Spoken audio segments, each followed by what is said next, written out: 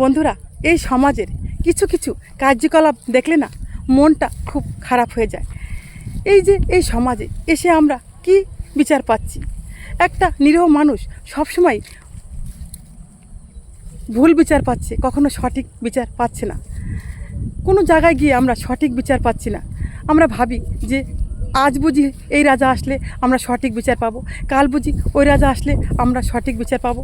কিন্তু এই দেখো বন্ধুরা, আমার মেয়ে এই প্র্যাকটিস করে চলে আসলো। এই তো কেবল মাঠে এসে আমাকে ডাকছে, এই প্র্যাকটিস করে আসলো মাঠ থেকে। তো একটু বস, আমি আসছি। তো বন্ধুরা, তো একটু হাই দে, হাত দিয়ে হাই দিয়ে যা, অল্প একটু হাই দিয়ে যা, একটু হাই দিয়ে যা। এটা হচ্ছে পূজা কর্মকার, আমার মেয়ে।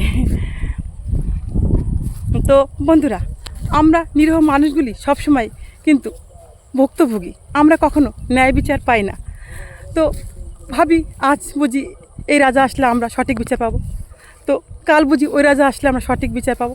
কিন্তু ওই নিরীহ মানুষগুলি আমরা সবসময় ঠকে যাই, আমরা কোথাও গিয়ে সঠিক বিচারটা পাই না। এটাই কিন্তু আমাদের মনে দুঃখ থেকে যায়। তো আমরা এই সমাজকে কী শেখাচ্ছি? আমরা বড়রা যেভাবে শেখাবো ছোটরা তো তাই শিখবে।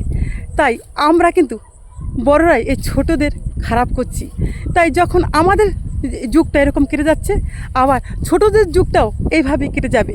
তাই আমাদের সমাজে কখনো সঠিক বিচার পাওয়া যাবে না। আমাদের প্রতিটা মানুষকে এইভাবেই ভুক্তভোগী হতে হবে, কারণ ন্যায়ের পক্ষে কিন্তু আমরা কেউ কথা বলতে সাহস পাই না। দেখো, অন্যায়ের সাপোর্ট কিন্তু আমরা সকলেই করে থাকি। আমরা জানি না কালকে আমাদের ঘাড়েও এরকম ধরনের কোনো বিপদ আসতে পারে, কারণ শক্তিশালীর উপর দিয়েও শক্তিশালী আছে, সেটা আমাদের ভাবতে হবে। তো বন্ধুরা, আজকে এই অবধি রাখলাম। তো তোমাদের সঙ্গে আরও কথা আরও অন্য ভিডিওতে বলবো।